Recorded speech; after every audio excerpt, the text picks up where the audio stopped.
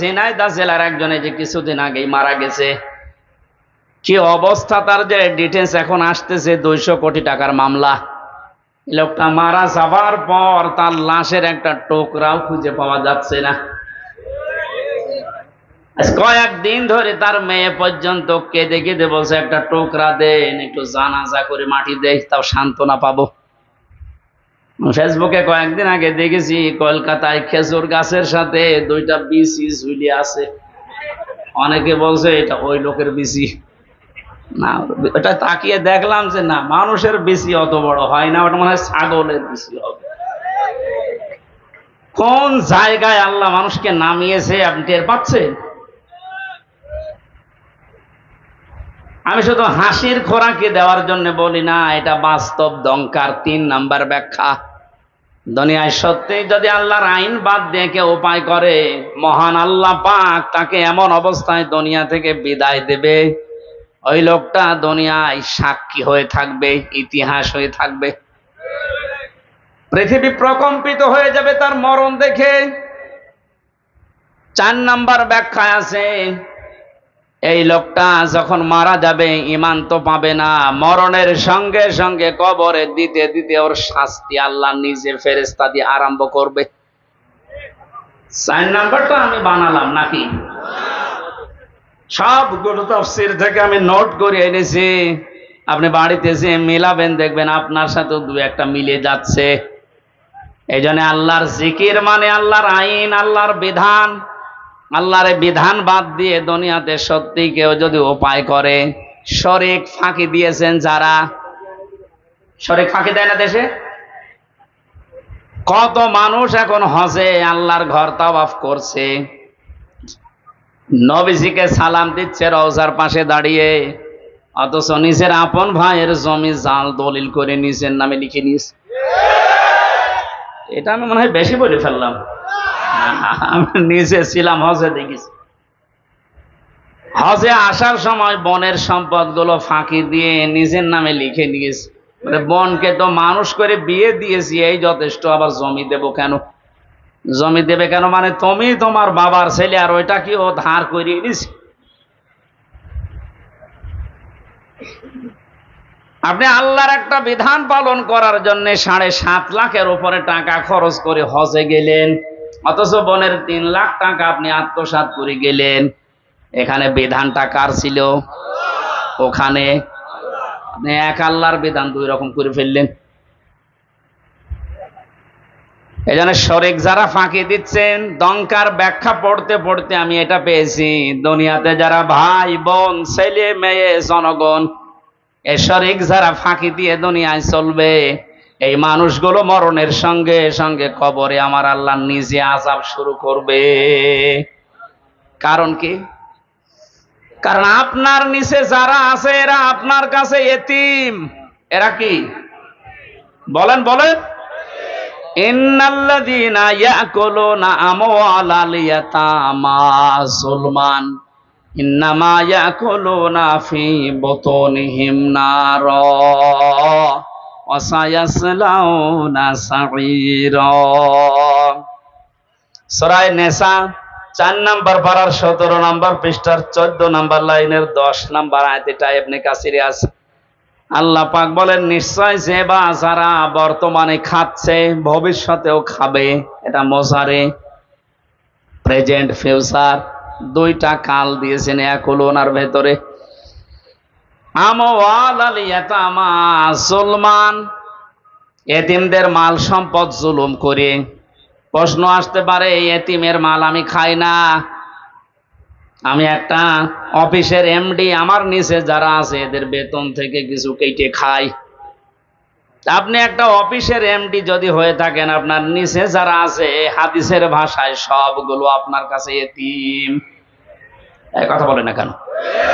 কুমিল্লা জেলার ডিসি যিনি আছেন, এসপি যিনি আছেন প্রশাসনিক ভাবে, ওনার নিচে এ জেলায় যত থানার ওসি, টিওনো, যত পুলিশ কনস্টেবল আছে সব তার ওই সিআরের কাছে এতিম।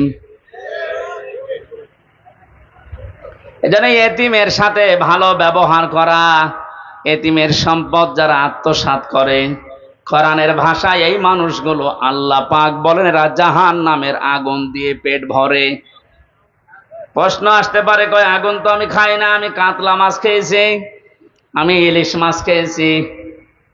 আপনি যদি সত্যিই মানুষের সম্পদ আত্মসাৎকারী হয়ে থাকেন, শরিক ফাঁকি দেওয়া লোক এখানে যদি থাকে, সম্পদ যতই আপনি ভালো খাবার খান না কেন, আল্লাহর ভাষায় ওটা জাহান্নামের জ্বলন্ত আগুন। এ আয়াত পড়ার পরে আমার মনে হচ্ছে বাংলাদেশে এখন 100 জনের প্রায় 95 জন জাহান্নামের আগুন খাচ্ছে। বলেন না, ওই 5 জন বাকি আছে, ওর ভেতরে আমি আছি। হ্যাঁ, তাহলে তো ভালো। বাস্তবতা এইটাই দেখতে পাচ্ছি। প্রাইমারিতে চাকরি নিতে হলেও যোগ্যতা থাকার পরও আপনাকে 10 লক্ষ টাকা দেওয়া লাগছে। যদি ওই সিস্টেম এখন অনেকটা পাল্টিয়েছে পরীক্ষার মাধ্যমে, আলহামদুলিল্লাহ। আগের যে সিস্টেম গুলো ছিল, ওভাবে যোগ্যতা থাকার পরেও যাদের কাছে টাকা পয়সা নেওয়া হয়, এরা তো আপনার কাছে, আপনার এই দপ্তরের কাছে এতিম। এরা এতিম না? এদের কাছ থেকে আপনি হাদিয়া বলে নেন, আর তৌফা বলে নেন, আর চাই বলে নেন, স্পিরিট মানি বলে অনেকে নেয়। এগুলো সব হবে আল্লাহর ভাষায় জাহান্নামের আগুন। আল্লাহ এতটুকু যদি শেষ করে দিতেন, দুনিয়ার হিসাবে আমি আয়াত পড়তাম না, পরের শব্দটা মারাত্মক। ওয়াসায়াসলাউনা সাঈরা, সিন, সাউফা, কদ, লাম, এরকম 13টা শব্দ আছে আরবি গ্রামারে। কোন সেন্টেন্সের আগে যদি একটা আসে, অর্থ হয় অতি তাড়াতাড়ি। আল্লাহ পাক এখানে সিন দিয়ে জানিয়েছেন, মানুষের সম্পদ যারা ফাঁকি দিয়ে খাও, জোর করে জুলুম করে অন্যায় ভাবে খাও, মিথ্যা মামলা দিয়ে তারা জেলে দিয়ে তার পরিবারের কাছ থেকে অবৈধভাবে টাকা নাও, না এদেশে বন্ধ হয়ে গেছে? হাজারো মানুষ এরকম বিপদে আছে। শরিক ফাঁকি দিয়ে যারা খাও, এ মানুষগুলো শুধু মরতে দেরি, যেহেতু তুমি বেঈমান হয়ে মরবে, ঈমান পাবে না। ওই যে দঙ্কার 4 নাম্বার ব্যাখ্যা। যারা অবৈধ ইনকাম করে ওদের ঈমান নসিব আল্লাহ বন্ধ করে দেয়। বলেন নাউজুবিল্লাহ। ওরা সঙ্গে সঙ্গে কবরে দেবেন। আল্লাহ নিজে বলেন জাহান্নামের আগুন সাঈর, যেটা এটা আমি লাগিয়ে দেব। এর আগে আমি বহুবার বলেছি, জাহান্নাম একটা, জাহান্নামের স্তর বা দরজা 7টা। জাহান্নামের দরজা কয়টা? এই 7টার ভেতরে সাঈর একটা। সাঈরে যাওয়ার জন্য যে 4 প্রকার মানুষের নাম আমরা কোরআনে পেয়েছি, তার 1 নম্বরে যারা এতিমের মাল আত্মসাৎ করে, ফাঁকি দেয়, শরিক যারা ফাঁকি দেয়, এদেরকে মরণের পরে আল্লাহ জাহান্নামে সাঈরে নিজে পাঠিয়ে দিয়ে আগুন লাগিয়ে দেবেন। কুমিল্লাবাসী, কারো দিকে তাকিয়া, নিজের ইমানের দিকে তাকিয়ে বলেন তো, এখানে শরিক ফাঁকি দেওয়া মানুষ আছেন কিনা? আওয়াজ দেওয়া আকারে আওয়াজ দিলেন, আমার মনে হয় এই এলাকায় সব নেই। এই শরিক ফাঁকি দিয়েছেন কারা? দেখি হাত তোলেন তো। একজন। আমি তো তামাশা করি নাই ভাই।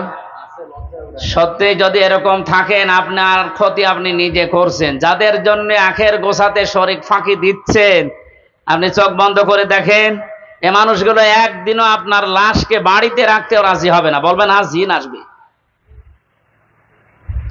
অথচ তাদের আরামে শান্তিতে রাখার জন্য আপনি নিজের ভাইয়ের, নিজের বোনের সম্পদটা ফাঁকি দিয়ে রেখে দিলেন। আরে ভাই, আপনি এখনই যদি চোখ বন্ধ করে যান, আপনি তো বেঈমান হয়ে মারা গেলেন। ওই অবৈধ সম্পদটা আপনার মেয়ে, আপনার ছেলে, আপনার স্ত্রী আরো অবৈধ কাজে ব্যয় করবে, আর ফ্ল্যাক্সি লোড হয়ে, বিকাশ নগদ হয়ে সব আপনার কবরে যাবে। যদি বলেন আমার তো নগদ খোলা নেই, এমনি খুলে যাবে, খোলা লাগবে না। আল্লাহ আমাদেরকে সহজভাবে বুঝ যেন দান করেন, বলেন আমিন। জিলহজ মাস 4 নম্বরে নবীজি বেশি বেশি যেটা করার জন্য আহ্বান জানিয়েছেন, সেটা হচ্ছে এই মাস যারা পাবে, সামর্থ্য যদি থাকে, অবশ্যই যেন তারা হজ করে। আজ হাজারো মানুষ হজ করার সামর্থ্য থাকার পরও হজে যাচ্ছে না। এখানে যারা দায়িত্বে আছেন, এই মন্ত্রণালয়ে যারা আছেন, আমাদের পাশের রাষ্ট্র হিন্দু রাষ্ট্র, হজে যাওয়ার পরে আমি দেখেছিলাম ওখান থেকে হজে যেতে বাংলাদেশের 1/3 টাকা লাগে। তারাও তো এত দূর থেকে যায়, হজের খরচ যারা উল্টাপাল্টা করে বাঁচিয়ে সিন্ডিকেট করে এখান থেকে হাসিদেরকে আল্লাহর ঘর পর্যন্ত যেতে বাধা দিচ্ছেন, আপনিও আল্লাহর পথে বাধা দানকারী হিসাবে কিয়ামতে উঠবেন। এর সাথে যারা রিলেটেড আছেন তারা এখান থেকে সতর্ক হন, ওদেরকে সতর্ক করেন। ওরা নিজেরা তো জাহান্নামে যাচ্ছে, আপনার সাপোর্ট নিয়ে আপনাকেও নিয়ে যাচ্ছে।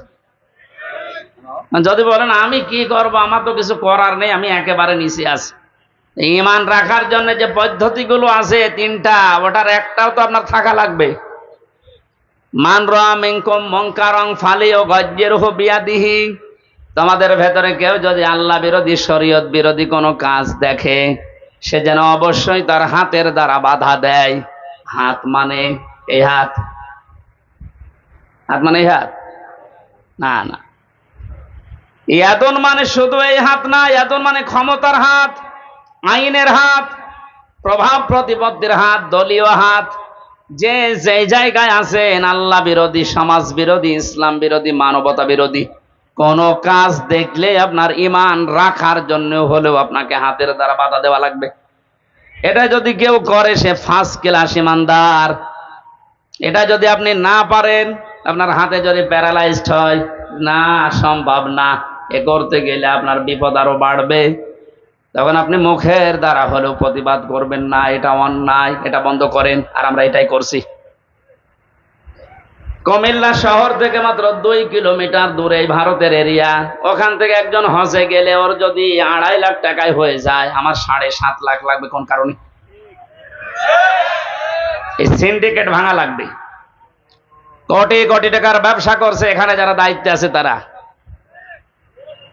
এই জন্য আমাদের যেহেতু ওই পর্যায়ে কিছু করার নেই, হাত তো নেই, হাত তো প্যারালাইজড। সুতরাং মুখের দ্বারা প্রতিবাদ করার যতটুকু ভাষা আছে আমরা করলাম। আল্লাহ যেন আমাদের এই ভাষাটাকে কবুল করেন। এটাও যদি না পারা যায়, সর্বশেষ মনে মনে ঘৃণা করা, এইটাও অনেকে করে না। আরো আল্লাহ বিরোধী, আল্লাহর ঘরে যেতে ডাইরেক্ট না ইনডাইরেক্ট ভাবে বাধা দেওয়া হচ্ছে, ও আরো খুশি হয়। আজকের এই অনুষ্ঠানটায় আমরা কি বলবো বলেন তো? যেহেতু কোরআনে কারিমের সামনে যে তেলাওয়াতকৃত আয়াত পড়লাম আপনাদের, এটা কোরবানি সংক্রান্ত, আর সামনে 4-5 দিন পরেই কোরবানি। আমাদের এখানে আলোচনাও তো ওই ধাঁচে আমরা করব। এরপরও যদি কোনো মহল উল্টাপাল্টা ধারণা করে এটা বন্ধ করে দেয়, এটা ডাইরেক্ট না ইনডাইরেক্ট যারা চেষ্টা চালিয়েছিলেন, আপনি কোরআনে বাধা দানকারী হিসাবে কিয়ামতে উঠবেন।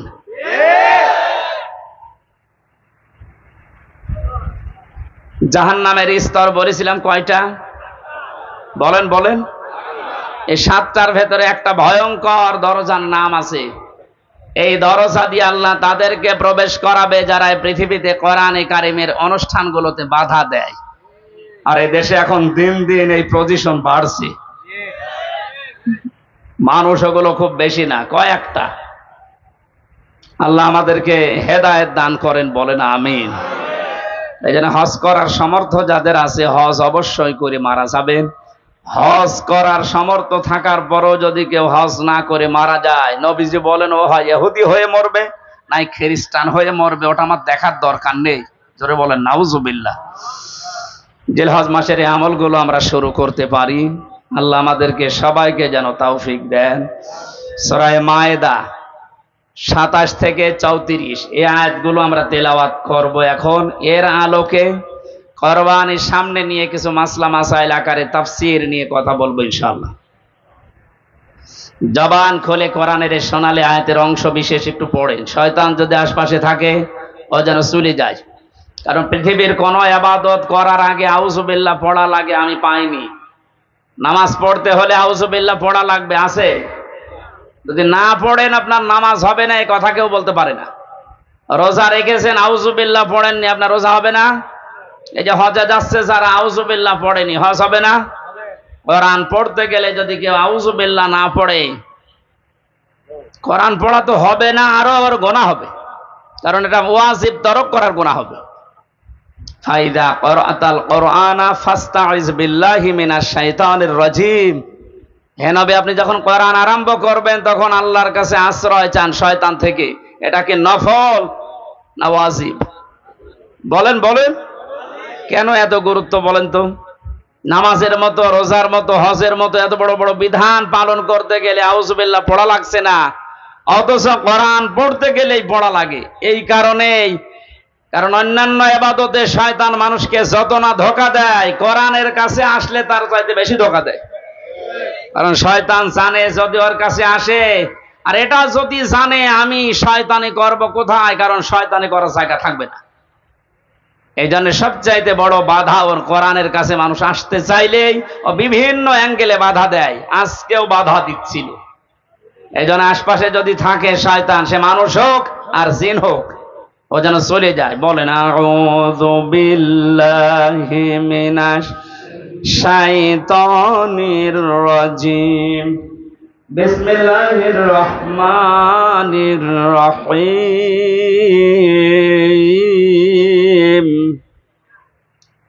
ওয়াতলু আলাইহিম নাবা বনাই আদম বিল হক। সাদাকাল্লাহুল আযীম। সূরা মায়েদা 27 নম্বর আয়াত পড়েছি অংশ। কোন সূরা বলেন তো?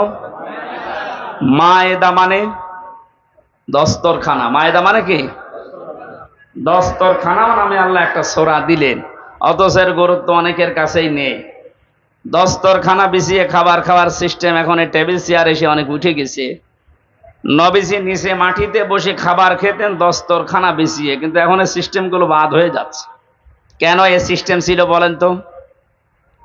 আল্লাহর নবী জানিয়েছেন, কেউ যদি দস্তরখানা বিছিয়ে পড়ে যাওয়া খাবারগুলো তুলে খেতে পারে, ও যেন জান্নাতের হুরদের দেন মোহর আদায় করে ফেলেছে।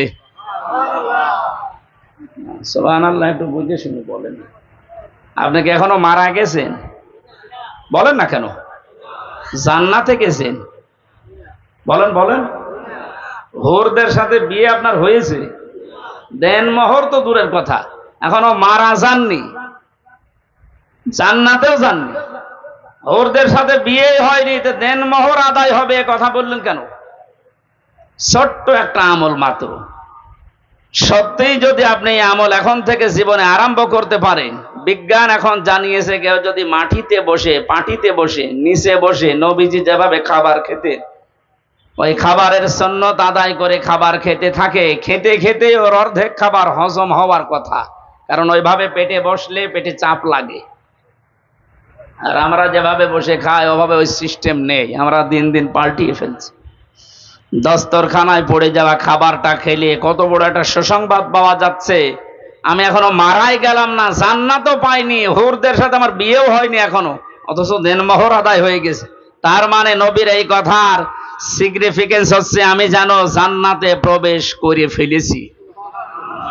এই ছোট আমল আমরা যেন না ছাড়ি, ছোট মনে করি, এটা অনেক বড় আমল।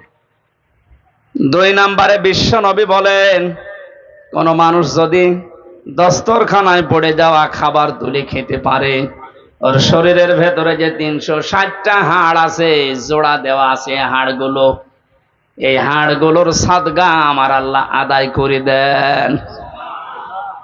সাহাবায়ে কেরামের সামনে যখন এই হাদিসটা বলা হয়েছিল, গরিব সাহাবীরা বলে, হে নবী, আমরা গরিব মানুষ, 360টা হাড়ে এই যে জোড়া দেওয়া আছে, যে আঙ্গুলের ভেতরে জয়েন্ট গুলো আছে, এই কেনুয়ের ভেতরে জয়েন্ট আছে, হাঁটুর ভেতরে জয়েন্ট আছে, 360টা আছে জোড়া জয়েন্ট।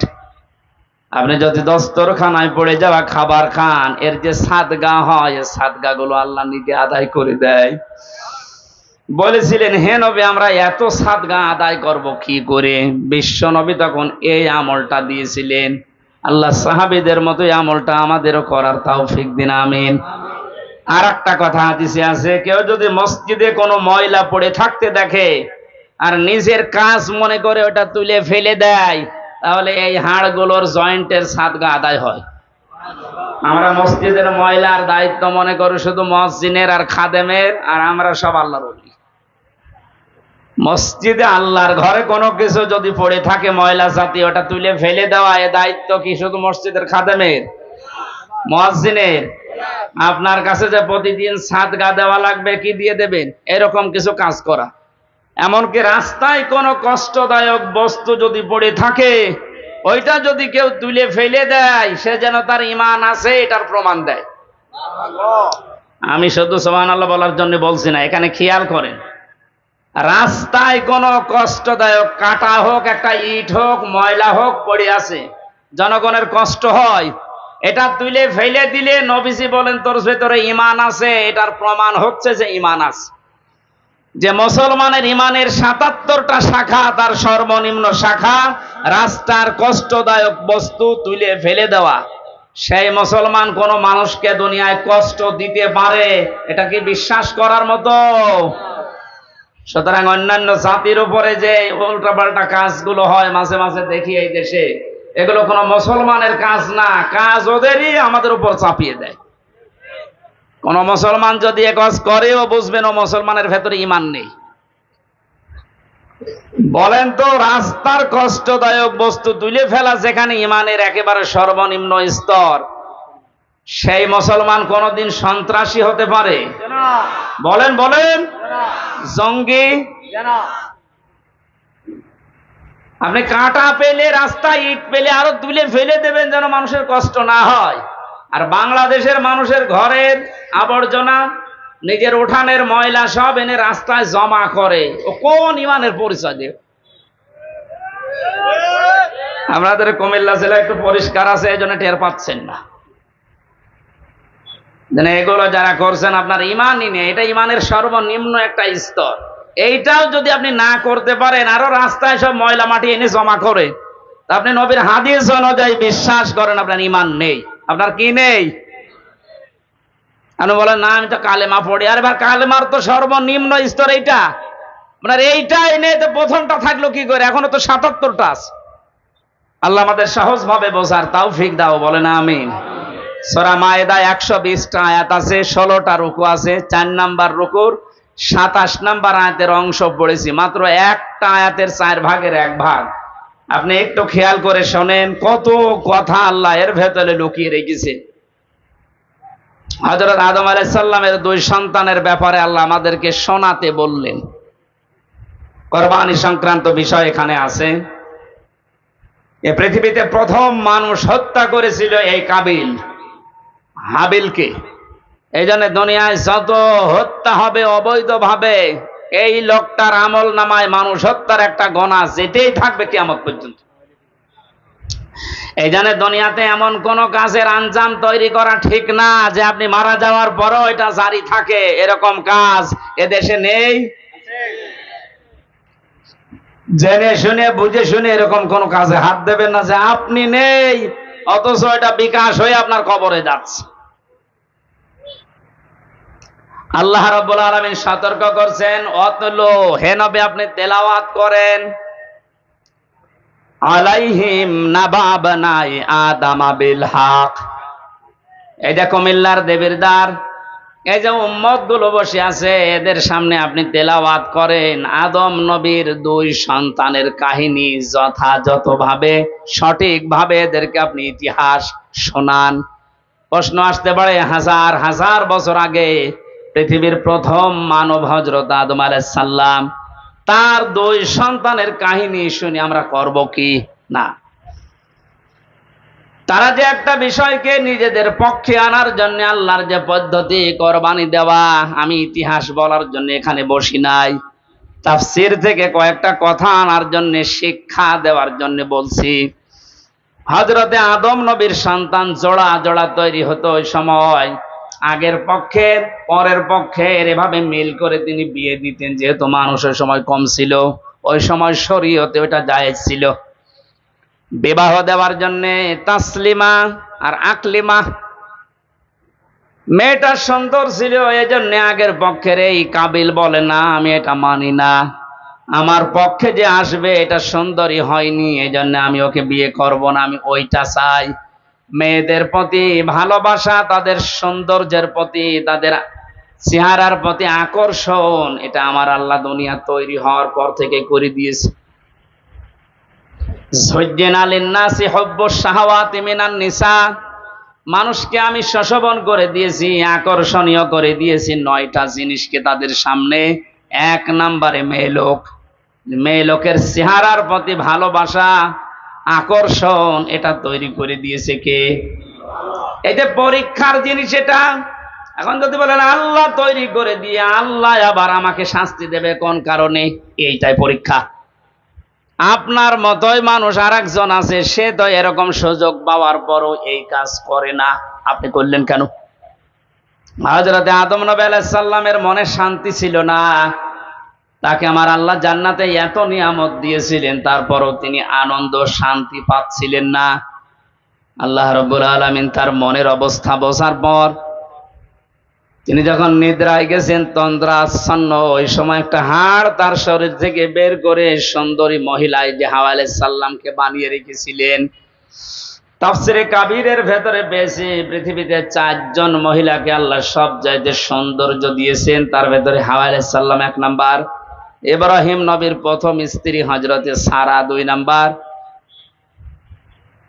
হযরতে ইউসুফ নবীর স্ত্রী জুলাইখা 3 নাম্বার, 4 নম্বরে মোহাম্মদ রাসূলুল্লাহর ছোট মেয়ে হযরতে ফাতিমাতুজ জোহরা রাদিয়াল্লাহু তাআলা আনহা। এখন ঐশ্বরিয়ায় যত সুন্দর আপনার কাছে মনে হয়, পরিমণি যত সুন্দর মনে হয়, বলে হযরতে হাওয়া কত সুন্দর ছিলেন বলেন। তিনি যখন বসে আছে বামে, ঘুম থেকে ওঠার পরে তিনি দেখলেন, তাফসিরে মুফাসসির বলেন হযরতে আদম হাওয়াকে দেখেই তাকিয়েছেন এবং ধরতে গেছেন। আল্লাহ পাক বলেন, আদম এটা তাকানোও যাবে না, ধরাও যাবে না। হযরতে আদম বলছে, আল্লাহ তাকানো যাবে, ধরা যাবে, কি করলে সেটা বলেন। আমার মনে হয় বাংলাদেশের অনেক যুবক এমন আছে, নামাজের ফরজ জিজ্ঞাসা করেন বলতে পারবে না, বিয়ে করা ফরজ এটা বলতে পারবে। আল্লাহ পাক কয়দিন জানিয়েছেন, হ্যাঁ ধরা যাবে, তাকানো যাবে, বিয়ে করা লাগবে। আদম আলাইহিস সালাম আগে পেছনে না ভেবে বলছে, আল্লাহ আমি রাজি আছি।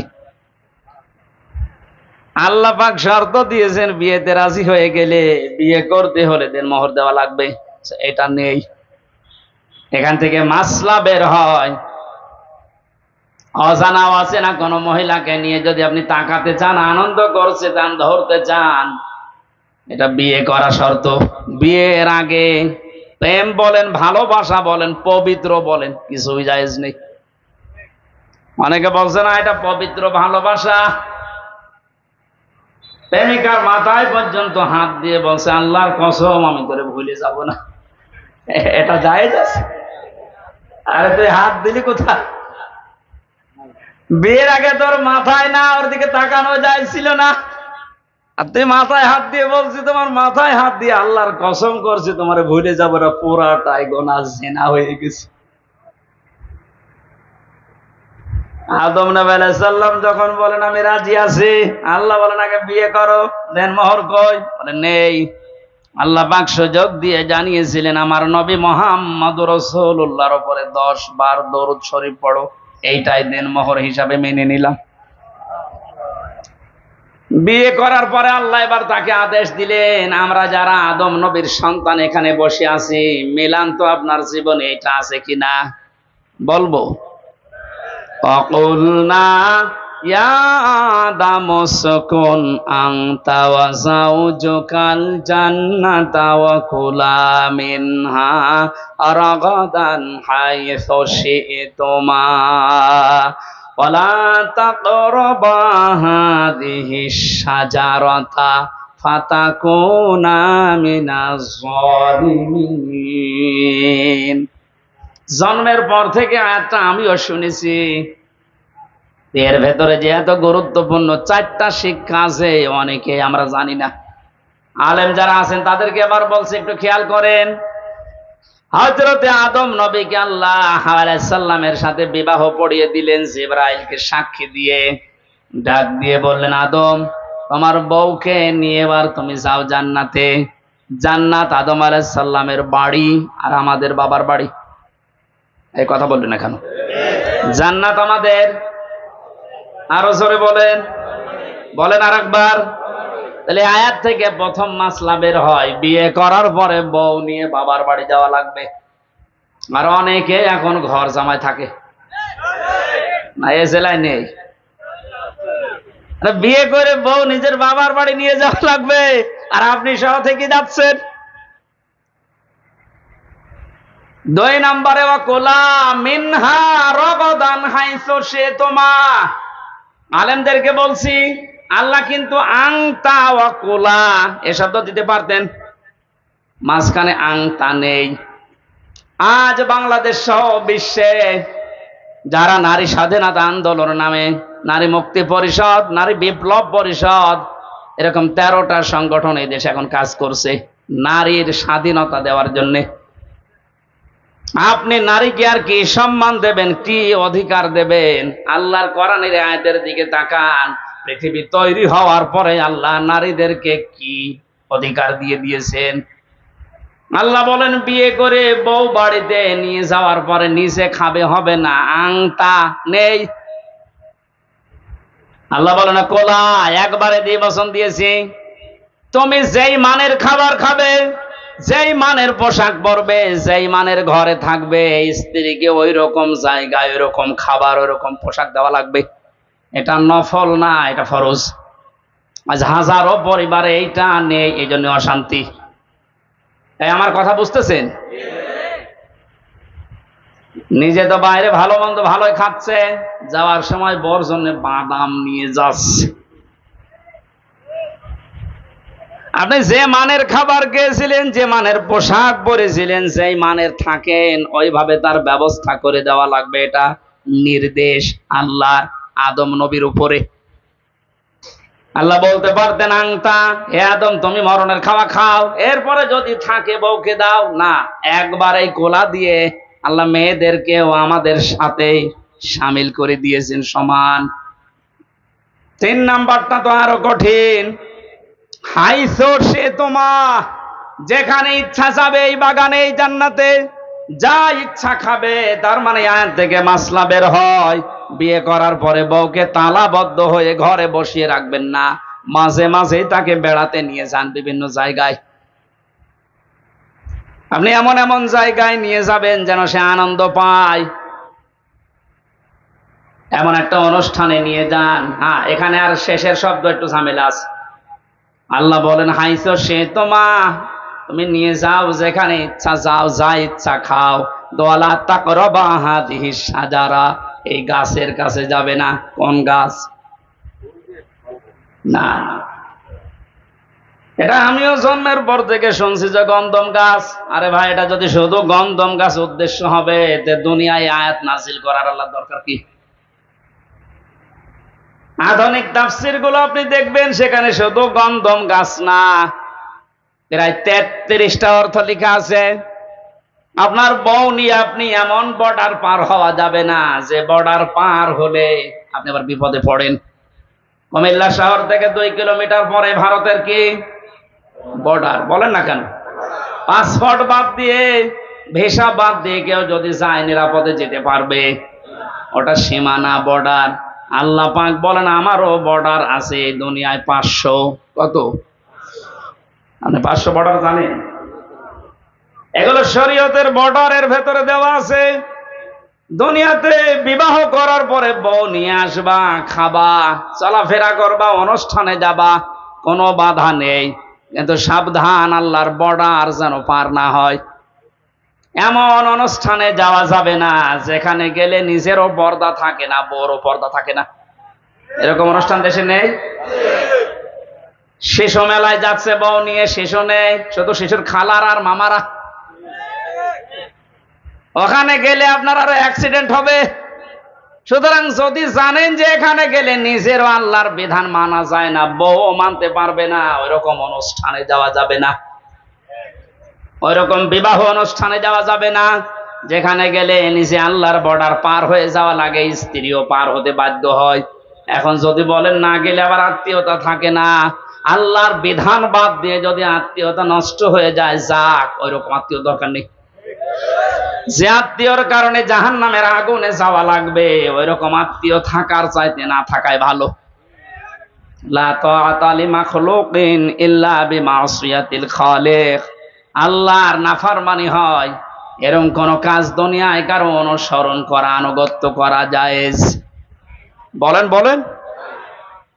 আল্লাহ ছোট কথাটা আমাদেরকে বড় পরিসরে বোঝার তৌফিক দিন। সুতরাং বউকে নিয়ে এমন কোন অনুষ্ঠানে, এমন কোন জায়গায় যেতে পারবেন না যেখানে গেলে আল্লাহর বিধান আর মানা যায় না।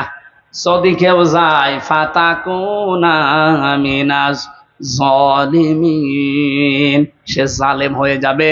আর জালেমদের জন্য আল্লাহ নিজে মামলা রেডি করে রেখেছে। বলেন নাউজুবিল্লাহ। কোরআনের যত আয়াত আমি পড়েছি সব চাইতে সূরা শূরা 25 নাম্বার পারা 6 নাম্বার পৃষ্ঠা 12 নাম্বার লাইনের 42 নাম্বার আয়াতটা আমাকে আতঙ্কিত করে বেশি। এই এদিকে তাকান, সূরা শূরার 42 নাম্বার আয়াত একটু মিলান। ইন্নামাস সাবিলু আলাল্লাযীনা ইয়াযলিমুনান নাস ওয়া ইয়াবগুনা ফিল আরদি বিগাইরিল হক ইলা আখিরি আয়া। আল্লাহ পাক বলেন, আমি নিজে কিয়ামতের দিন মামলা দায়ের করব, আমি কেস করব, আমি অভিযোগ দায়ের করব তাদের বিরুদ্ধে যারা দুনিয়ায় মানুষ হয়ে মানুষের উপরে জুলুম করে। এ দুনিয়ায় নেই? আর আসতে বলে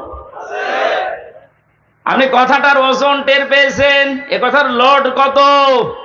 আল্লাহ নিজে মামলা দায়ের করবে, উনি মামলার বাদী। যিনি বিচার করবেন বিচারক, উনি যদি বাদী হন না রায় তো পক্ষে আসবে। বলেন। এই আয়াতটা পড়ার পরে আমার নিজেরই মাঝে মাঝে ভয় লাগে, আল্লাহ আমি আবার মামলার আসামি হয়ে গেলাম না তো? কারণ আমার নফসের ওপরে মাঝে মাঝে জুলুম হয়ে যাচ্ছে, আমার পরিবারের ওপরে জুলুম হয়ে যাচ্ছে, সমাজের মানুষের প্রতি আমার যে দায়িত্ব ছিল আমি পালন না করে আমি জুলুম করে ফেলছি।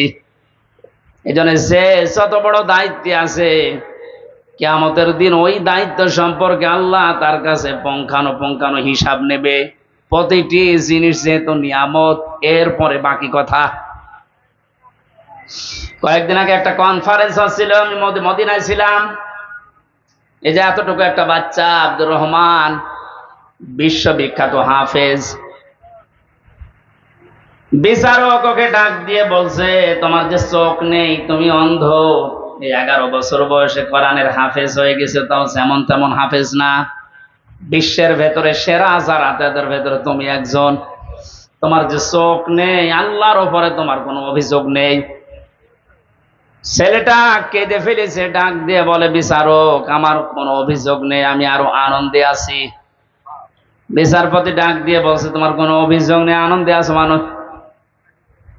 ছেলেটা বলছে, হুজুর যেদিন বিচার শুরু হবে, আসল বিচার কিয়ামতে, আমি তো কোরআনে কারিমের আয়াত পড়েছি আপনার সামনে, সুম্মা লা তুসালুন্না ইয়াউমাইযিন আনিন নাঈম। কিয়ামতের দিন প্রতিটি নিয়ামতের হিসাব আল্লাহ নিচে ধরবেন। আমার পা থেকে শুরু করে মামারা যখন মাথা পর্যন্ত হিসাব আল্লাহ শুরু করে দিয়েছে, পা দিয়ে, এরপরে হাঁটু দিয়ে, এরপরে পেট দিয়ে, হাত দিয়ে, আস্তে আস্তে আমার কাছে চোখের কাছে যখন আসবে, আমি আল্লাহকে বলতে পারবো, অন্তত মাবুদ একটু দাঁড়ান, আপনি চোখের হিসাব আমার কাছে নেবেন, আমার তো দুনিয়ায় চোখ ছিল না, এদিকে তাকে হলেও দয়া করে আমার হিসাবটা আপনি সহজ করে দেন। আল্লাহ নিজে বিচারপতি হবেন। ও কুমিল্লাবাসী, কি মনে হচ্ছে আপনার কাছে আমি জানি না, কথাটা নরম হলেও অনেক বড় কথা এটা। আল্লাহ নিজে বিচারপতি আর নিজে মামলার বাদী। এই দেশে যে যত বড় দায়িত্বে আছে, সে যদি আপনার মামলার বাদী হয়, জেল থেকে বেরানো আপনার কঠিন হবে। কথা বলেন না কেন? প্রধানমন্ত্রী শেখ হাসিনা যদি আপনার বিরুদ্ধে মামলা দেয়, আপনি তো কালকে বের হয়ে যাবেন নাকি? সুতরাং যে যত বড় ক্ষমতাশালী, সে যদি মামলার বাদী হয়ে যায়, পৃথিবীতে সবচাইতে বড় ক্ষমতার মালিক কে বলেন তো? আল্লাহ আয়াতে জানালেন, আমি নিজে তোর বিরুদ্ধে মামলা দেব। এই জন্য আল্লাহর বিধানগুলো ওভারটেক করে পার করে ফেলে আমরা যেন আল্লাহর মামলার আসামি হয়ে না যাই। এগুলো খুব হিসাব নিকাশ করে পা ফেলা দরকার। আদম নবীর সন্তানের কাহিনীগুলো আল্লাহ এবার শোনাতে চেয়েছেন কেন? এবার খেয়াল করেন। আল্লাহ পাক বলেন, হে নবী, আপনার উম্মতদেরকে যখন পাবেন তাদের সামনে আমার এই আয়াতগুলো তেলাওয়াত করে শোনান। এটা হাজার হাজার বছর আগে হযরতে আদম নবীর 2 সন্তানের কাহিনী। এই মেয়ে লোক নিয়ে তারা ঝগড়ায় বিপদে নিমজ্জিত হয়েছিল। শেষ পর্যন্ত আদম নবীর শরীয়ত অনুযায়ী তাদেরকে বলেছিলাম, তোমরা কোরবানি করো। আমাদের যেমন পশু করার নিয়ম, ওই সময় নিয়ম ছিল আলাদা। ওরা এরকম চাটিয়াল ময়দানে পশু জবাই করে রেখে আসতো, আগুনের ঝলক আকাশ থেকে এসে পড়িয়ে ফেলতো, তারটা কবুল হয়ে যেত। আর যারটা পড়ে থাকতো তারটা কবুল হতো না। আমার মনে হয় এই শরীয়ত যদি এখন আমাদেরও থাকতো, এই দেশে কত মানুষের কোরবানি ধরা পড়ে যেত।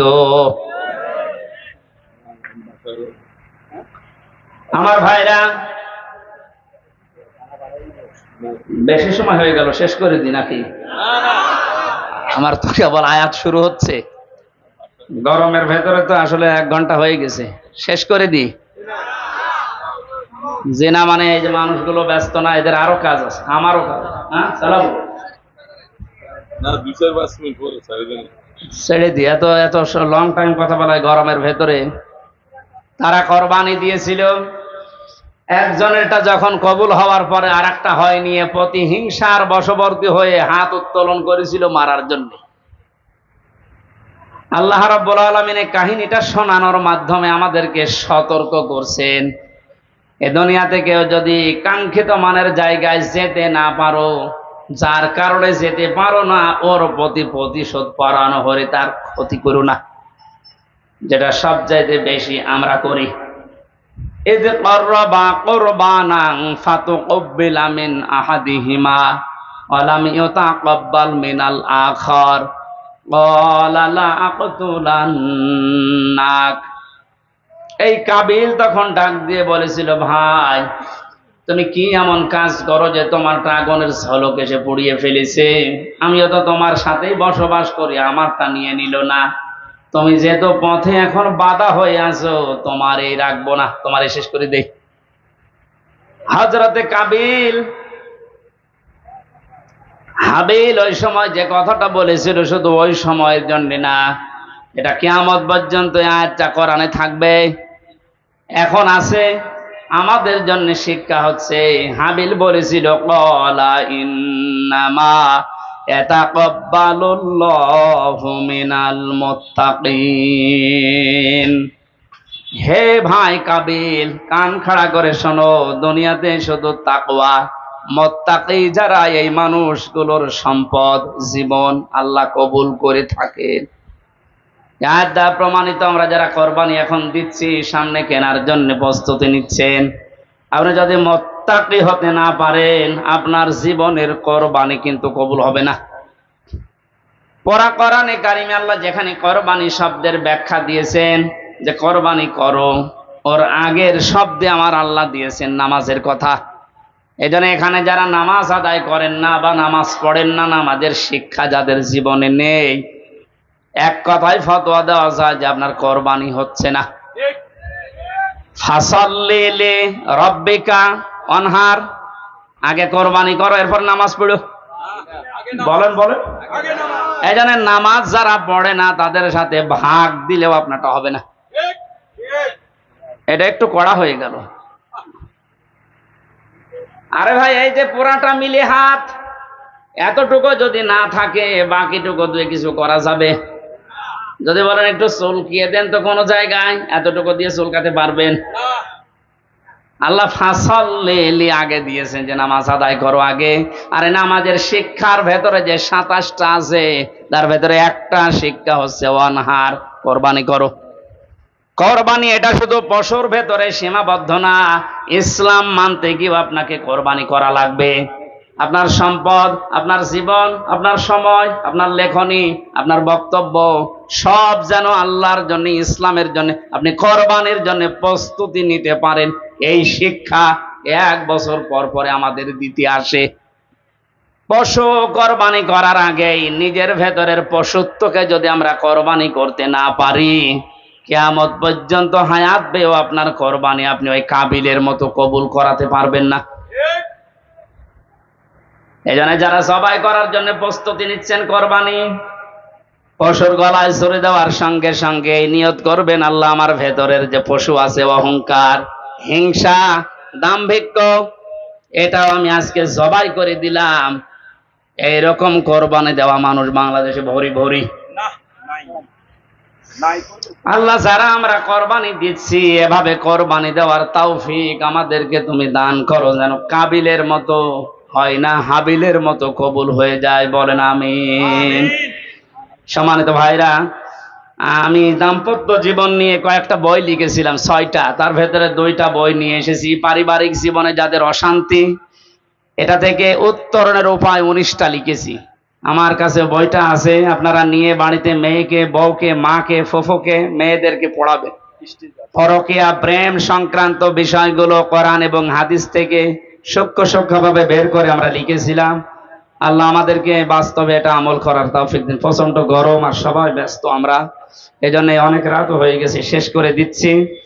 আগামীতে মাহফিলগুলো আমরা শীতের সময় নেব, এই গরমের সময় আসলে এগুলো হয় না। এই পারভেজ ভাই, উনি বাইরের দেশ থেকে এসেছিলেন, সিঙ্গাপুরে না কোথায় থাকে, উনি আসলে এই সময় তো মাহফিল হওয়ার কথা না, তারপর ওনার ডাকে সাড়া দিয়ে সে কুষ্টিয়া থেকে এসেছিলাম আপনাদের মেহমান হয়ে। একটু মোনাজাত করে এরপরে বইটা নিয়ে আপনারা বিদায় নিন। আল্লাহুম্মা আমিন। লা ইলাহা ইল্লা আনতা সুবহানাক ইন্নী কুনতু মিনাজ জালিমিন। আমিন। লা ইলাহা ইল্লা আনতা সুবহানাক ইন্নী কুনতু মিনাজ জালিমিন। ফাস্তাজাবনা লাহু ওয়া নাজ্জায়নাহু মিনাল গাম্মি ওয়া কাযালিকা নুনজিল মুমিনিন।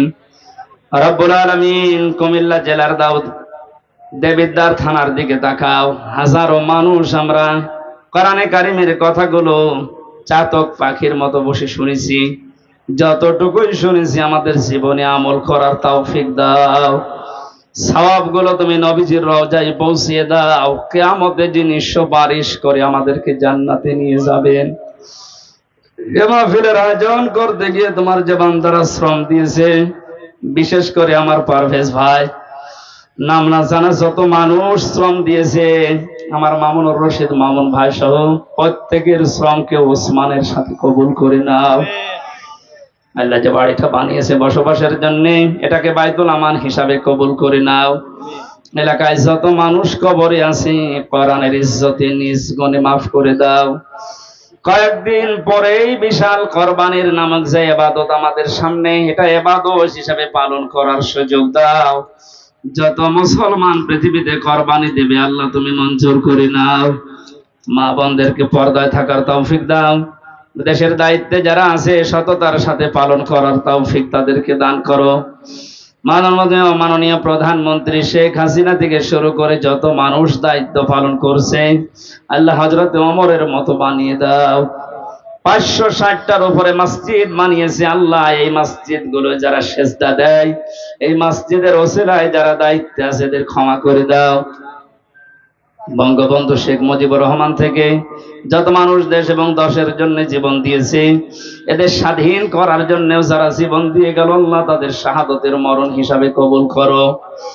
আগামীতে এই অনুষ্ঠানটা কোরআনের জন্য বিশাল আকারে কবুল করে নাও। মাহফিলের প্রধান অতিথি আমাদের মাননীয় এমপি আবুল কালাম আজাদ সাহেবকে মঞ্জুর করো।